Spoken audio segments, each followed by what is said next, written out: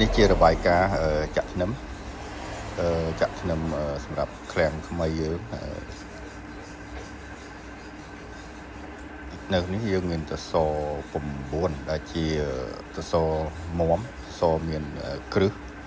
នេះស3នេះគឺមានគ្រឹះទាំង3មួយហើយនេះទី2ទី3ណាហ្នឹងហើយជួរនេះក៏មានគ្រឹះមុំដែរមាន3សសរដែរ1 2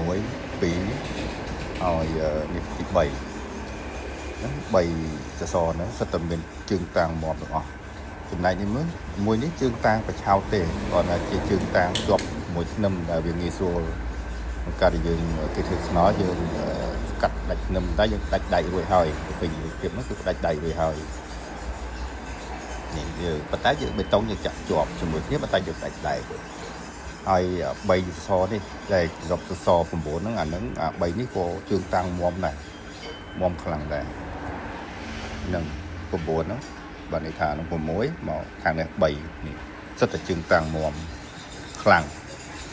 ដែលជើងតាំងយើងធ្វើខ្លាំងអាហ្នឹង3ហ្នឹងហើយមកខាងនេះសិតតែជើងតាំងធម្មតាទេយើងអត់បានបុកគ្រឿយទេគាត់ថាយើងស្វានឬហើយបុកថ្មទិញទួយទេជើងតាំងដល់មុំត្មងគឺមានតែ9ទេគឺខាងនេះយកដែលរូបភាពខាងនេះគឺ6ហ្នឹងគឺជើងតាំង